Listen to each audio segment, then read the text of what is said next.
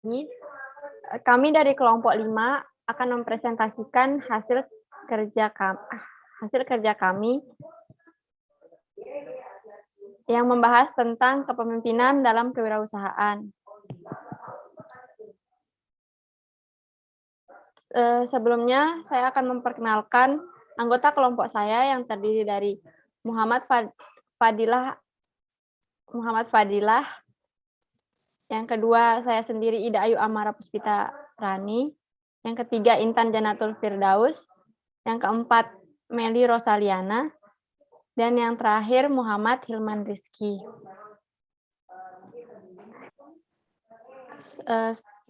Materi pertama yang kami bahas akan disampaikan oleh Muhammad Fadil. Kepada Muhammad Fadil, waktu dan tempat dipersilahkan.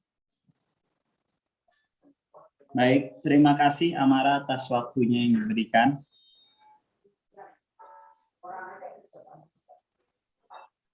Materi kali ini akan saya sampaikan yaitu tentang kepemimpinan dan kewirausahaan. Definisi kepemimpinan ialah merupakan proses pengaruhi kegiatan seseorang atau sekelompok orang untuk mencapai tujuan organisasi dalam situasi tertentu. Dan definisi kewirausahaan ialah mengambil risiko untuk menjalankan usaha sendiri dengan memanfaatkan peluang yang ada untuk menciptakan usaha baru sehingga usaha yang dikelola berkembang menjadi besar dan mandiri dalam menghadapi tantangan persaingan. Wirausahawan yang berhasil merupakan pemimpin yang dapat memimpin para karyawannya dengan baik. Seorang pemimpin dikatakan berhasil jika percaya pada pertumbuhan yang berkesinambungan, efisiensi yang meningkat, dan keberhasilan yang berkesinambungan dari perusahaan. Baik, selanjutnya akan disampaikan oleh teman saya Amara. Untuk Amara, waktu dan tempat dipersilahkan. Baik, terima kasih Fadil atas waktunya. Selanjutnya saya akan menjelaskan mengenai kepemimpinan, definisi kepemimpinan menurut para ahli.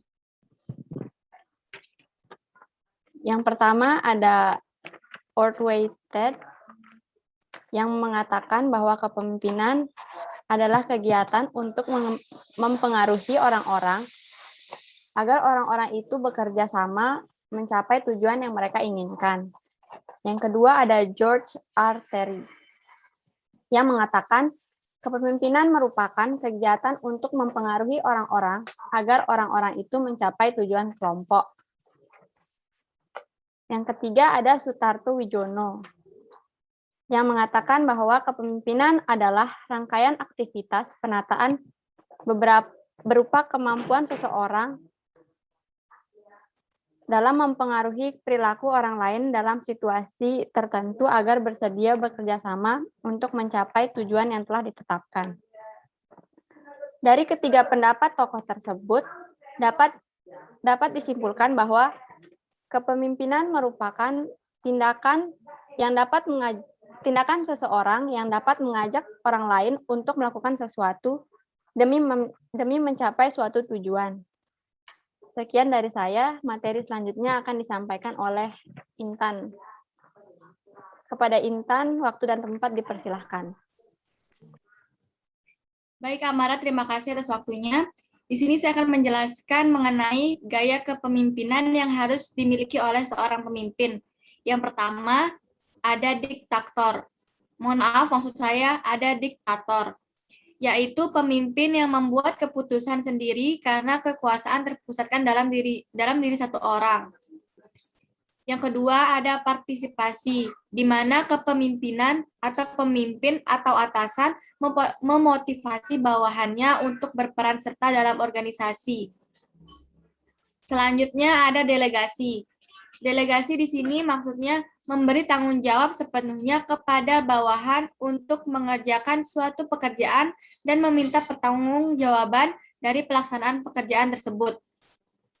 Selanjutnya ada konsiderasi. Konsiderasi di sini maksudnya yaitu pemimpin merupakan faktor utama atau faktor penting yang berupa kemampuan memberikan perhatian pada bawahan agar menghasilkan kerja yang optimal dan mencapai tujuan bersama. Baik, terima kasih. Itu saja yang dapat saya jelaskan mengenai gaya kepemimpinan yang harus dimiliki oleh seorang pemimpin. Selanjutnya materi yang akan disampaikan oleh Meli Rosaliana. Untuk Meli dipersilakan. Baik, Intan, terima kasih atas waktunya. Jadi di sini saya akan menjelaskan tentang orientasi tugas pemimpin. Jadi orientasi tugas pemimpin itu ada 5. Yang pertama, menetapkan tujuan yang sukar dapat dicapai dan memberitahukan orang-orang apa yang diharapkan dari mereka. Yang kedua, melaksanakan peranan kepemimpinan secara aktif dalam merencanakan, mengarahkan, membimbing, dan mengendalikan kegiatan-kegiatan yang berorientasi pada tujuan. Yang ketiga, berminat mencapai peningkatan produktivitas. Yang keempat, merumuskan secara jelas peranan sendiri maupun stafnya. Yang terakhir, menentukan prosedur-prosedur untuk mengukur kemajuan menuju tujuan. Dan untuk mengukur pencapaian tujuan itu, yakin tujuan yang dirumuskan secara jelas dan khas. Baik, segitu saja yang dapat saya jelaskan. Materi selanjutnya akan disampaikan oleh teman saya, Hilman. Untuk Hilman, waktu dan tempat dipersilakan. Untuk waktunya, Meli, sekarang saya akan menjelaskan sikap-sikap pemimpin yang sukses dalam berwirausaha. Sikap-sikap pemimpin yang sukses dalam berusaha itu, yang pertama adalah sikap intuitif. Sikap intuitif ini adalah ide yang hadir berdasarkan naluri. Orang-orang yang memiliki intuisi yang tinggi bisa mendapatkan ide, walaupun tidak jelas asalnya dari mana. Yang kedua itu ada integritas. Seorang yang memiliki kemampuan yang memancarkan kewibawaan dan kejujuran. Nah, yang ketiga itu ada sikap sabar. Sikap sabar ini adalah suatu sikap menahan emosi dan keinginan demi mencapai keinginan bersama. Nah, yang keempat adalah ada antusiasme. Antusiasme adalah minat besar terhadap sesuatu.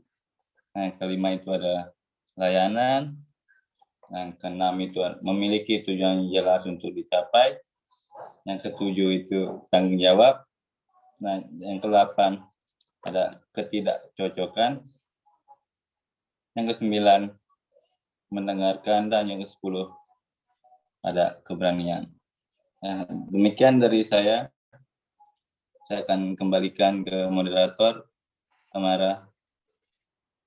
Sekian dari kami kelompok 5. Untuk kurang dan lebihnya mohon maaf. Terima kasih.